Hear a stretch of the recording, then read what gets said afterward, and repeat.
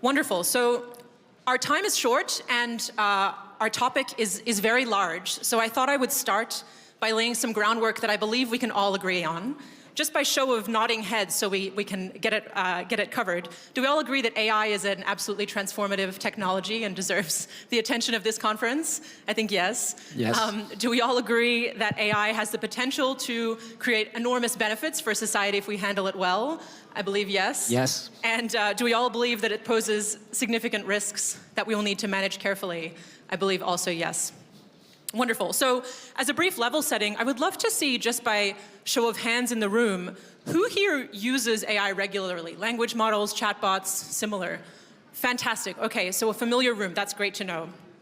To get started, I thought I would ask our the three panelists directly next to me, our government and former government panelists. We're constantly hearing about the need to win the AI race. Would you each talk from your, I think, fairly different vantage points about how you think about what it means to win an AI race, and if you think that's the right way to think about what is going on here? We as Europeans, we see that it's very important that we have also our own capacity when it comes to AI, that we are not dependent totally on third countries or one company, because we see that this is very critical technology, and we want to be able also to develop our own models in Europe and train with our content, with our languages, with our data here. But who is winning the AI race? I don't see that it's necessarily that we should have like one actor who is dominating AI. So I think those maybe who are able to really capture the productivity, also security value with the AI, they will be the winners, of course, in this race. All right, so capturing economic and security value. Senator Murphy? Well, to me, it's about finding this balance that we heard about in the opening remarks, capturing the benefits of AI, the transformations that it could make to healthcare research, energy development, basic everyday problem solving, without it causing both economic and spiritual disintegration. In fact, that might be our primary victory in the short run, is to be able to work together or separately on a regulatory regime that doesn't collapse our economy as we lose jobs at a pace that creates political disintegration, and that we don't collapse our cultures spiritually as we transition the human race away from the core basic meanings and purposes, conversation, friendship, creativity, problem solving, to machines too quickly. So to me, I think I wake up every day thinking that victory looks like preventing the worst, more so than capturing the best. But obviously, you want that balance in the end. That's victory to me. Thank you. Madam Fu. Thank you. Winning implies a finishing line. But with science and technology, it's not a short period of racing. It's every latest model is the best, and the next is better. So you wouldn't say you can stay winning just by one success. But it's a legitimate question, because now, obviously, China and US are leading, but they're not able to collaborate. Science and technology is meant for improving human life, improving society, but the lack of cooperation of the major countries, major companies, is hurting the progress of the advance of science, and especially if the race is going against safety, like Benjo has on many occasions talked about it, that is even more dangerous. I remember it was, I think it was 2019, Dr. Kissinger, he was in China. We were discussing about the safety of AI, and he was very concerned that the China-US could not collaborate. And our agreement was that if China-US could work together, we might find a way to address this existential threat for mankind by the advance of fast advance of AI technology. But if each country tries to fight the other with the AI technology, then AI might win. So there is a higher risk for mankind. Thank you. Mr. Walker, I would love to talk about, as the AI race has taken shape and has accelerated, it's interesting the panelists I think we heard so far maybe questioning the goal of winning the race above everything else. But one side effect we've seen so far is it's spilling out of the digital and into the physical with the massive infrastructure build out that we have been seeing over the past year or more. And along with that infrastructure build out, we've seen a lot of public concern about things like environmental impacts of the need for computing power, the possibility that we might be in a financial bubble and what might happen if that pops. I know Google has thought a lot about these issues. I'd be curious how you think about the way that they fit into the kind of overall risk and reward calculus with AI. Yes, thank you. We've always talked about developing AI boldly and responsibly, and we take that very seriously. Including releasing our models only after they've been reviewed carefully, fine-tuned, gone through extensive red teaming. That commitment extends to the construction of data centers, where we are trying very hard to use sustainable resources to do it, to reduce the amount of energy, reduce the amount of water that's consumed for every query that's made. We want to make sure that we're responsible stewards in the way we do this. Even as it's right, we do invest more and more.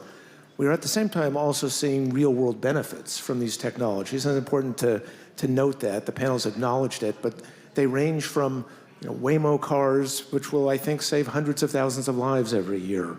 Weather forecasting, flood forecasting, which is now covering billions of people around the planet, giving them advance notice of severe weather events. And also playing defense when it comes to cybersecurity. Some of these tools are in the hands of terrorist groups or adversaries. We need to be able to anticipate and get ahead of challenges we'll be facing in cybersecurity with tools like Code Mender, which can self-heal networks. So it is going to be a balance, and we want to make sure we're proceeding deliberately, intelligently, and in a holistic, collective way. Some of that is thoughtful regulation. We've long said that AI is too important not to regulate, and too important not to regulate well. And also there's a responsibility for the private sector here, working across standards organizations, ISO, the Frontier Model Forum, and others, to come up with a definition of what does good look like, what should you aspire to, and what should you avoid. Wonderful. I'd love to turn now, there's been a couple mentions of international coordination or cooperation on AI already. I would love to turn to try and get as concrete as we can about what that could look like. Maybe Professor Bengio, starting with your thoughts. I mean, from what I've seen over the past year or two, maybe a couple of years ago, the closest thing to international coordination and cooperation was a budding effort to put out safety frameworks, frontier frameworks for the new risks that are emerging as the technology advances. So risks like as they become more capable at cyber offense, as the AI systems become more able to help people develop chemical weapons, biological weapons, as the AI systems become more autonomous, perhaps able to contribute to AI R&D themselves. We saw a real wave of these safety frameworks being put out by companies. US companies put out frameworks. Some Chinese companies committed to putting out frameworks. I'm not sure if that's eventuated. There was some real energy behind that kind of industry-led international coordination, also around the Bletchley Summit and Seoul Summit. From where I sit, it feels like some of that energy has ebbed over the past 6 or 12 months. I'd be curious if you agree, and if so, whether you think trying to revive that process is the best chance for international cooperation, coordination, or where else sort of concretely you would push that? So, yeah, I mean, there's a balance of things that have happened. For example, there were only 6 companies that had a security framework a year ago. Now there's 12. There was no effective legislation. Now we have the code of practice in the EU.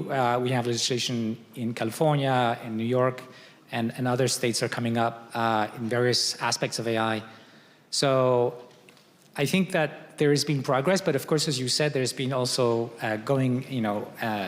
lobbies that are trying to prevent any state government intervention.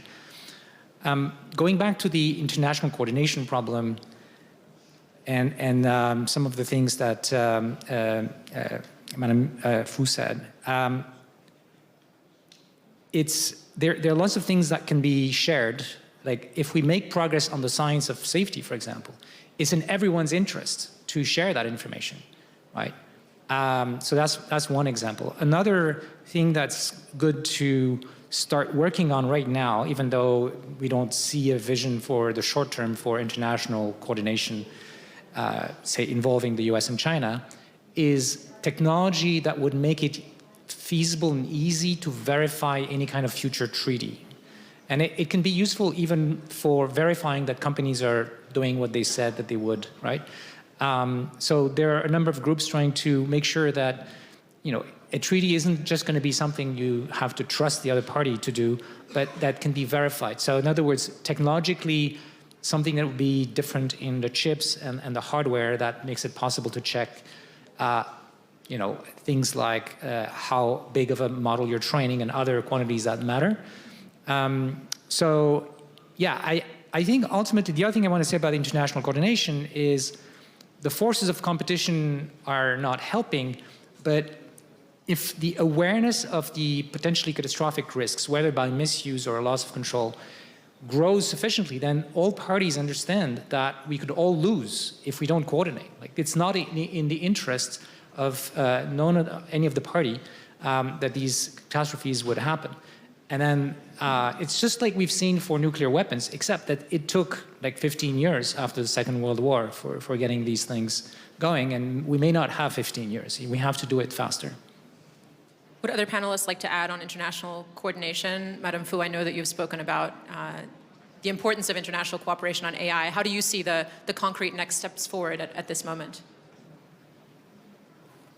There have been a lot of efforts actually at the UN level. For example, China is very supportive of UN playing a role in gathering a consensus on AI safety, broaden awareness.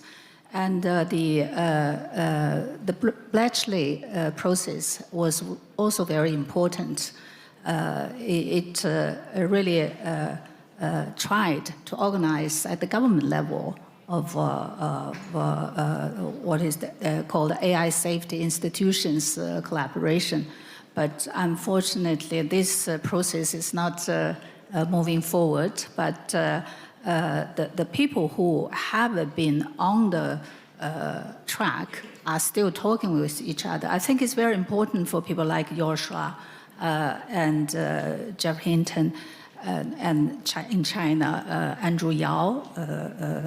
There is a group of very important scientists who gather together annually, and they go a few steps ahead and set the warnings.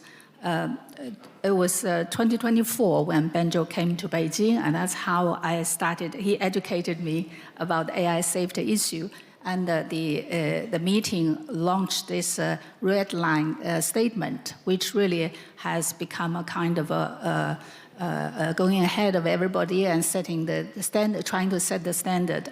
Unfortunately, the development has gone almost crossing the technology is almost crossing the red line, and there's still not yet a globally agreed regulative framework. That's very unfortunate, and that's why I think we should be aware that the geopolitics interference in the science progress is very dangerous. Just to reinforce this question of crossing red lines, we've seen in the last few months, as I mentioned, cyber attacks that were in great part just run by AIs themselves. But we've seen also in many evaluations that the AIs, the most advanced ones, they now know when they are being tested and they are behaving so as to pass the tests. So it could be testing their capability to see if they have dangerous capabilities, if it's get used in the wrong hands.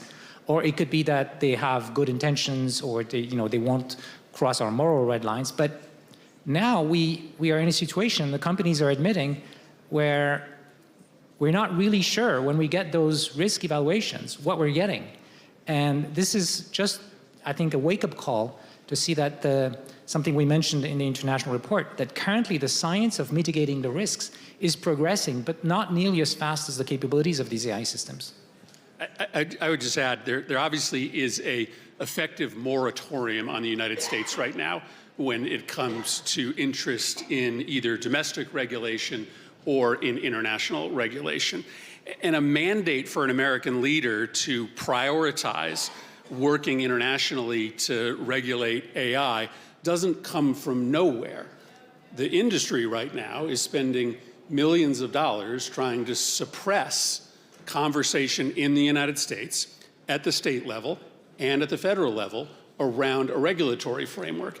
And so it becomes very difficult for there to be any president who's going to prioritize bringing this conversation to China or to our allies if there are hundreds of millions of dollars being spent on our politics in the United States by the AI companies and by the technology companies trying to destroy any enthusiasm or conversation about regulation. That's the political reality. I think it's also a remarkable industry. It's not, I don't know that I've ever before seen an industry where the industry players themselves are spending an enormous amount to push against regulation, and then some of the leading employees inside those companies are spending their own money to lobby for regulation because they're so concerned about the technology that they're building. And that's or leaving the company. Or leaving the company and blowing the whistle, that's right. I'll turn to audience questions in just a moment, so please have a think about what you would like to ask our panelists. But one more question before then, perhaps Vice President Rikkunen, for you as a leader in the European Union, and then Mr. Walker, for you as a leader in a multinational company. I would love to hear, we're here in Germany, I'm based in Washington, D.C. We like to think purely about the US and China often. But I would love to hear about the middle powers and how you think about that.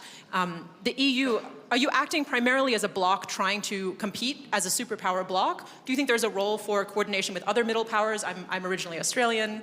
And yeah, Mr. Walker, would love to hear how you think about that, operating across borders as an American-based company.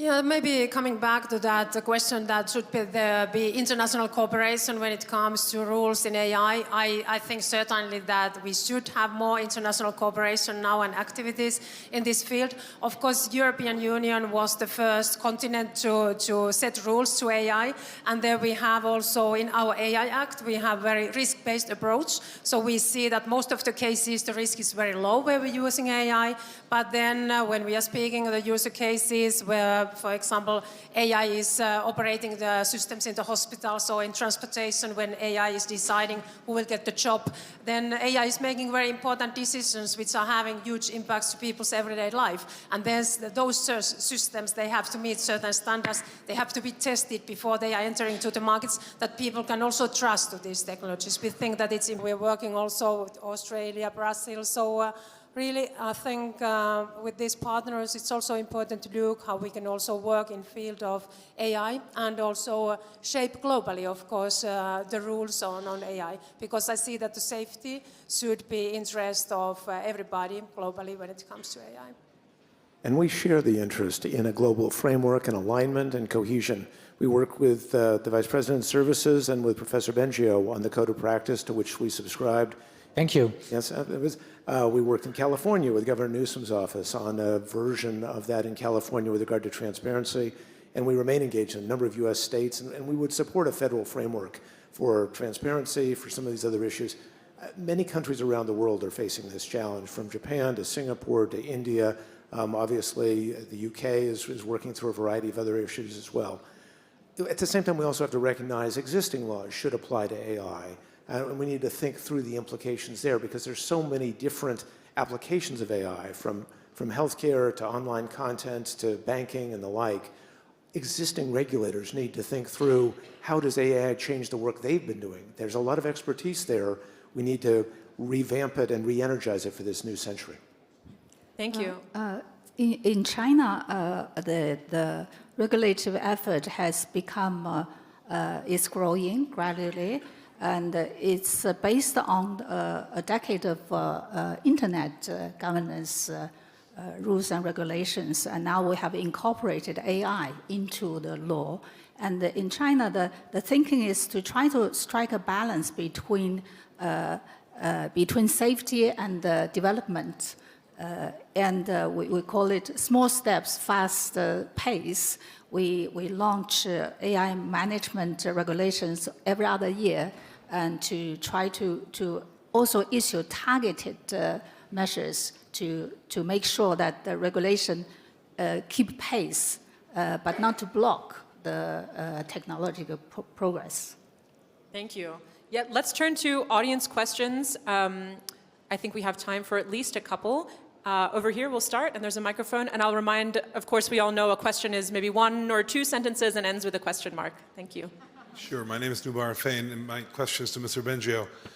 We're talking as though these AI systems will remain within the domain of how humans behave. But as you know, a week or 2 ago, there was with Moltbook a system which looks a lot more like nature and evolving capabilities that I think humans will never understand. If agents gain those capabilities, how are humans going to regulate what we don't understand? Well, that is exactly why we need a lot more scientific understanding of what is going on, and a requirement in the future for companies to also know what they're doing, because right now, really, there's so much in terms of unknown unknowns, especially when you have millions or thousands, hundreds of thousands, I think, in the case of Moltbook, of AIs interacting with each other. That's completely unknown territory, and we're seeing strange things. These are not controlled experiments, so it's not clear what's really going on. But there should be more serious studies to understand these dynamics. We also have been seeing, by the way, over the last year, especially since the summer, dynamics of the interaction between people and AIs, where people become emotionally attached to an AI and can become, completely delusional in this loop with some serious consequences already. So there's really, this was not something that was on the radar screen a year ago. Nobody anticipated any of these things.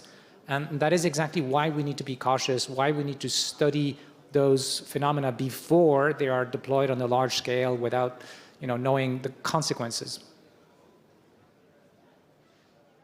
Another question?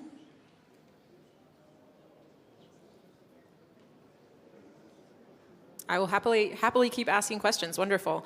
There's a question. Over here. Thank you.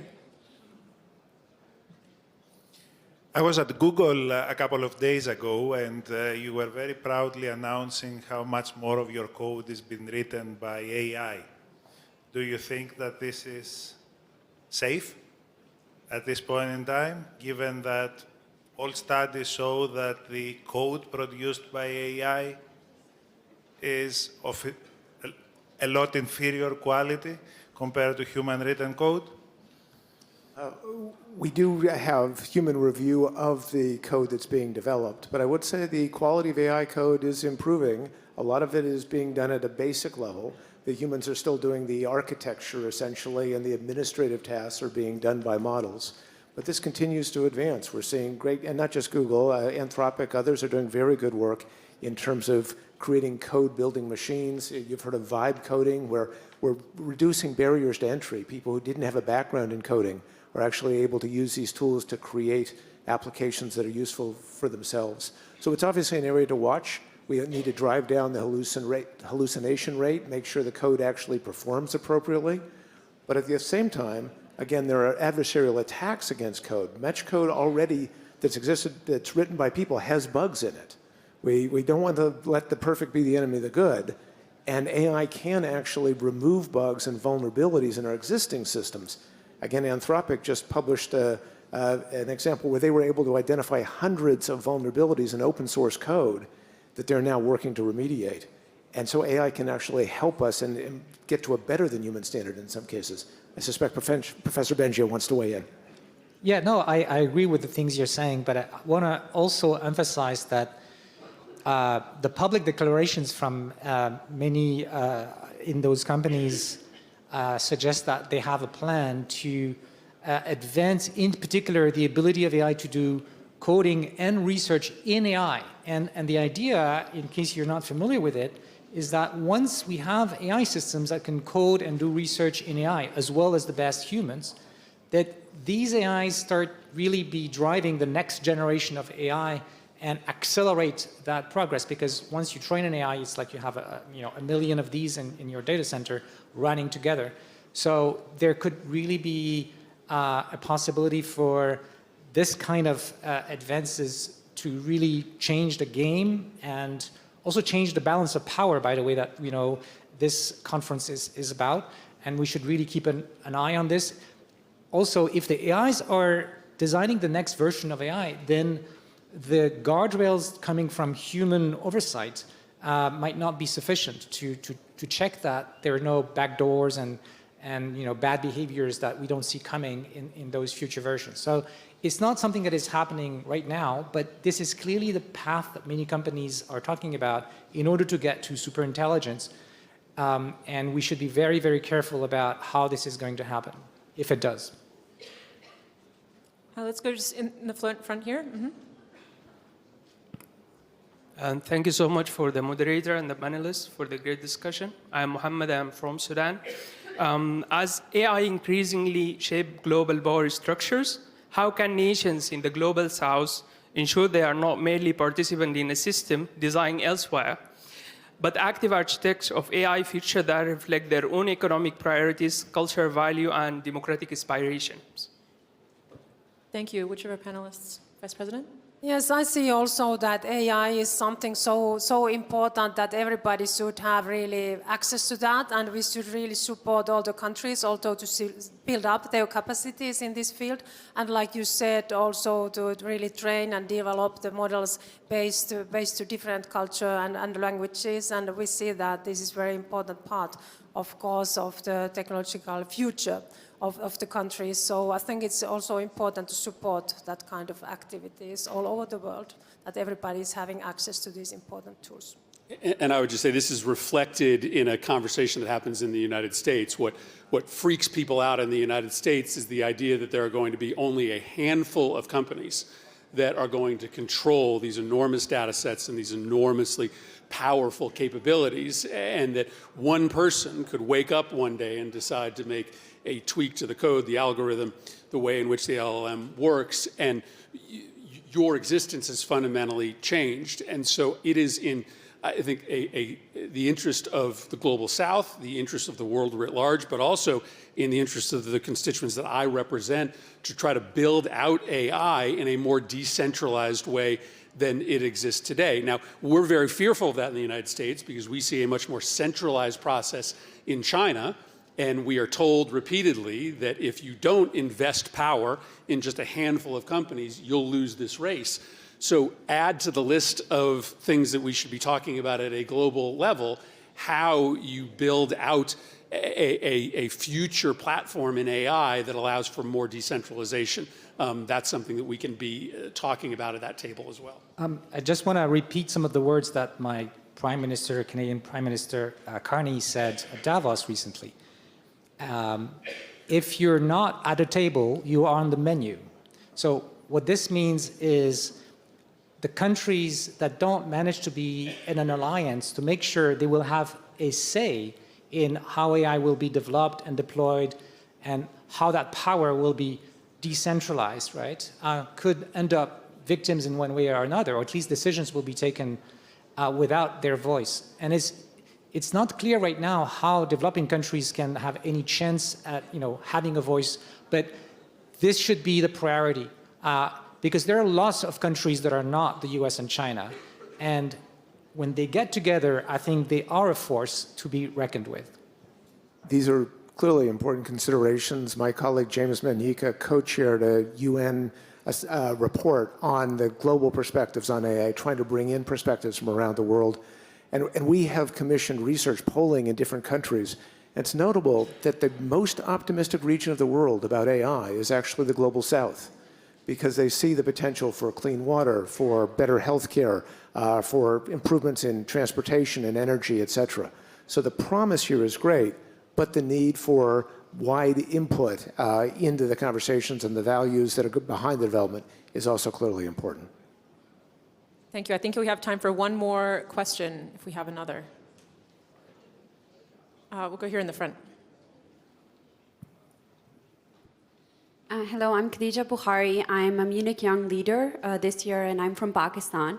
You talked about the fear of select companies, multinational, controlling AI and therefore controlling the information. My question is, isn't that the same risk that comes with if the government is controlling? Because there's also only select type of regulation that can happen. It requires resources, etc. So are we just changing faces from multinational companies to select governments that will still then be controlling the same narrative?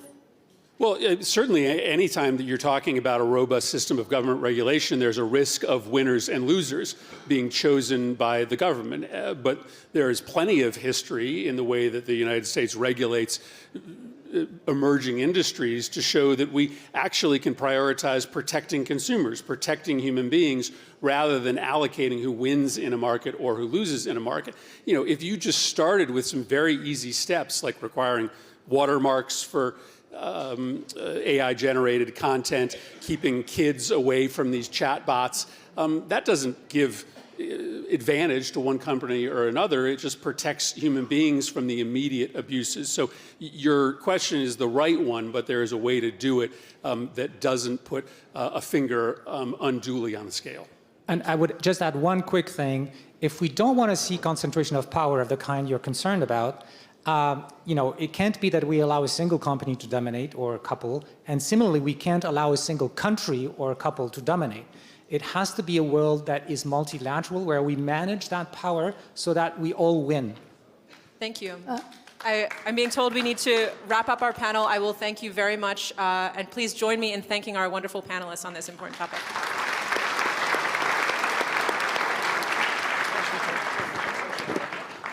Ladies and gentlemen, please remain seated. The program will continue in just a second.